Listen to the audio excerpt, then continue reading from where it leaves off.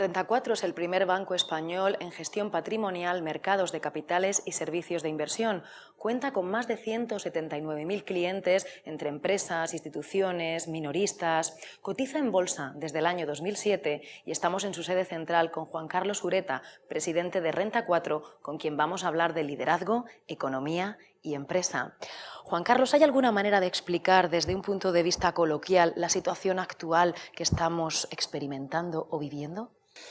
Bueno, yo creo que es bastante sencillo de explicar. Otra cosa es que sea fácil de asumir, ¿no? Estamos viviendo una situación que deriva de una cosa, y es haber acumulado un exceso enorme de deuda, tanto pública como privada, en algunos sistemas económicos, entre ellos en el sistema español, ¿no?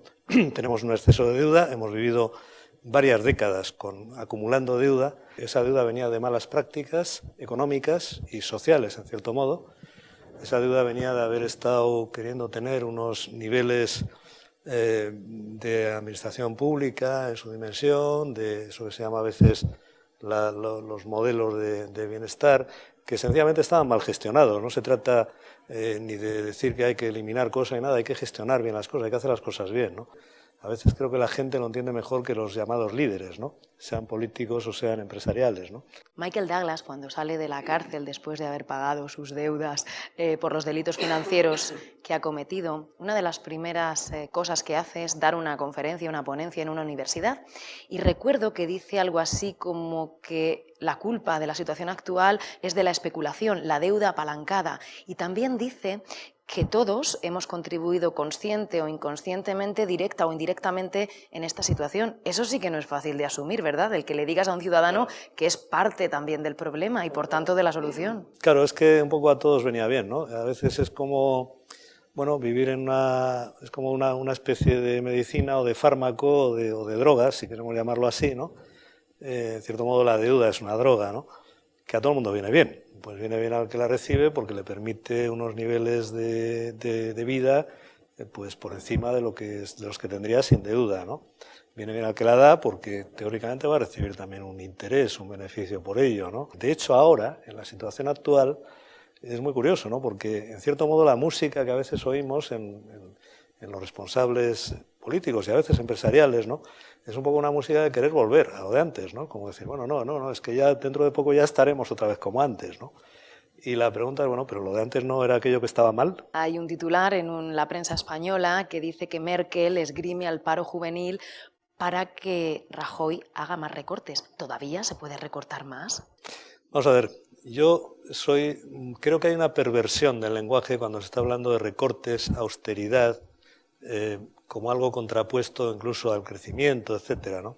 Cuando se está hablando de que la austeridad va en contra del crecimiento, o los recortes van en contra del crecimiento, yo creo que lo que hay que tener muy claro es que lo que va en contra del crecimiento es tirar el dinero en cosas inútiles. Eso es lo más contrario al crecimiento. En gastos de consumo que no valen para nada, que no crean ningún valor. Hay una regla en la economía, tienes que crear valor. Utilidad, tienes que crear utilidad, cosas útiles. Y si gastas el dinero en cosas inútiles, eso es contrario al crecimiento. Por tanto, el foco no está en gastar más o gastar menos, sino en gastar bien o gastar mal. Tú tienes un blog que desde luego recomendamos, donde marcas tendencia, explicas todo esto de una forma profesional, pero desde luego muy cercana. Los medios de comunicación, ¿tú cómo ves su papel en esta situación?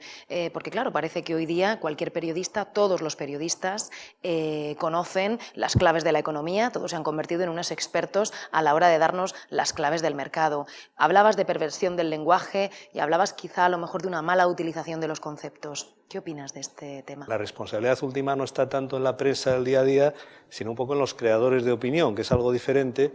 Yo efectivamente tengo este blog que en el fondo deriva de un comentario que yo suelo hacer semanalmente para nuestra propia red de oficinas de Renta 4 Banco, lo hago desde hace ya más de 12 años, ¿no? Y que tiene por objetivo el trasladar una serie de reflexiones que van más allá del día a día y que tratan de tener un hilo argumental, ¿no? Debemos trasladar una serie de ejes, de ideas de fondo, de ángulos, que son importantes para luego entender el día a día, porque si no nos perdemos un poco en el bosque, ¿no? Es decir, nos perdemos, ¿no? Y entonces nos distraemos con cosas que no tienen ninguna importancia, ¿no? Y yo creo que al final la prensa no tiene una labor fácil en una situación como la actual, que yo creo que es una situación que requiere una gran transformación de valores, ¿no? no es fácil. Yo creo que hay quizá la responsabilidad debe estar más en los que intentamos tener una visión un poco, si se quiere, más de fondo y tratar de trasladar unas ideas más de fondo, ¿no? Yo creo que lo que nos distingue es que, no sé muy bien por qué, pero siempre hemos hecho las cosas un poco a nuestra manera y sin fijarnos mucho en lo que hace el resto del mercado. De hecho, nosotros hoy en día somos un banco bastante peculiar en el ámbito español, un banco que no ha tenido ni tiene nada que ver con todo lo que es esos activos tóxicos de balance, esencialmente inmobiliarios, pero no solo inmobiliarios, ¿no? Tratamos de fijarnos en el sentido común empresarial y en la esencia de las cosas. Entonces nosotros lo que hemos tratado siempre es decir, bueno, nosotros ¿qué queremos hacer? Dar un valor al inversor, asesorar al inversor. Bueno, pues ahí nos centramos. Si creemos que igual lo estamos haciendo mal, pues tratamos de corregir. Mirándolo fríamente desde fuera, yo creo que es muy importante eso que se llama el out of the box, ¿no? El salir de un poco de esa caja en la que estamos metidos y que a veces te impregnas y que no ves las cosas con sentido común, ¿no? Toda la organización tiene que trabajar en base al cliente. Eso es así. Y luego, el departamento de atención al cliente, si todo lo demás está imbuido de esa cultura, funciona solo. Vamos a darle un giro y vamos a hablar un poquito de liderazgo. ¿Tú cómo lo definirías? No sé, yo creo que el liderazgo pues tiene que nacer de la verdad, ¿no? De la verdad en lo que haces y en lo que crees, y entonces, bueno, pues tiene que nacer de eso, no puede nacer de la propaganda, ¿no? Es como la confianza, es muy fácil de entender y de ver y de percibir, y es muy difícil de verbalizar. ¿Cómo generarías tu confianza? Pues, la verdad es que si te pones a decirlo, pues casi que hasta normalmente dices cosas que no son acordes con lo que quieres decir, ¿no? Pero todos sabemos lo que es, ¿no? El liderazgo al final es cuando una persona pues actúa con verdad y además de eso actúa coherentemente. Además de eso, pues, bueno, sabe tomar sus riesgos, sabe tomar sus esfuerzos, tal, y yo creo que eso la gente lo reconoce, ¿no? Se está trabajando en muchas ocasiones con cierta presión y cuando alguien tiene una tensión por encima de la que su cuerpo le permite, pues hace que se vuelva, entre comillas, un ser un poco revolucionado y entonces puede llegar a tomar decisiones un poco precipitadas o imprudentes. Desde tu óptica personal, ¿cómo se libera Juan Carlos Ureta de ese nivel de estrés un poco tóxico cada vez que entra en juego? Bueno, pues yo creo que sobre todo es un poco esforzándote precisamente en eso, ¿no? En tratar de evitar el nivel de estrés, ¿no?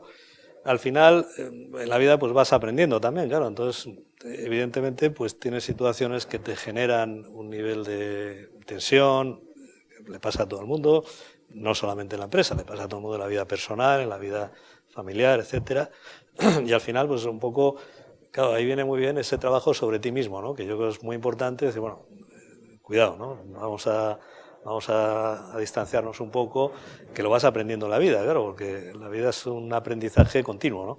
Pero, bueno, aprendes un poco también esa especie de filosofía, un poco estoicismo, decir, bueno, al final no hay nada tan importante como para no poderlo tomar con un poco de calma, ¿no?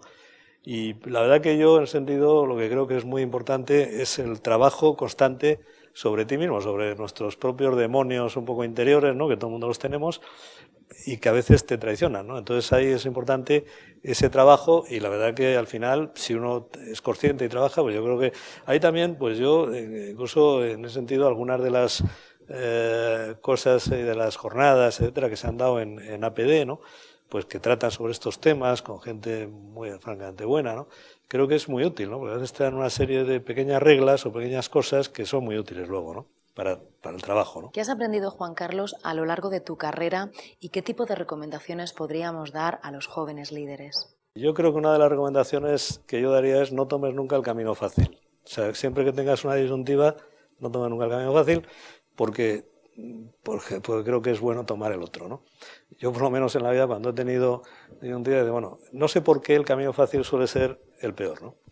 Yo creo que eso es importante, te marca una autoexigencia, te marca una misión, y eso a mí me ha funcionado, ¿no? A veces es un poco contraintuitivo, pero funciona bastante bien, ¿no? Quizás estamos cambiando a una era en la que lo que mueve el mundo realmente son los afectos. Me gustaría pensarlo, pero como soy realista, pues la verdad es que creo que no. No, ese cambio es un cambio muy complicado. Al final el dinero, la economía, los intereses van a seguir moviendo siempre el mundo. Y yo creo que esto es como lo que antes decíamos de la tensión. Tú no puedes negar la realidad. Tú la realidad la puedes encauzar, ¿no? Vamos a ver, hay un libro muy interesante de Robert Shiller, se llama Finance for the Good Society, que lo que viene a decir es, oiga, las finanzas es un mundo de intereses muy potente, realmente de una fuerza impresionante.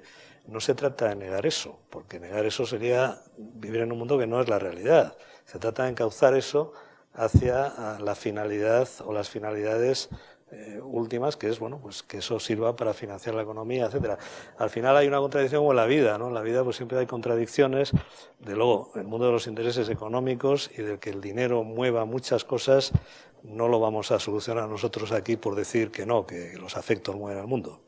Lo podemos decir, pero no valdrá para nada, ¿no? Es un mundo de intereses, pero que a la vez tiene una finalidad muy útil, es un mundo de una potencia extraordinaria que se puede utilizar para bien o para mal, ¿no? Entonces ahí siempre estás un poco en cosas que efectivamente no son tan claras como nos gustaría o tan sencillas, ¿no? Así es.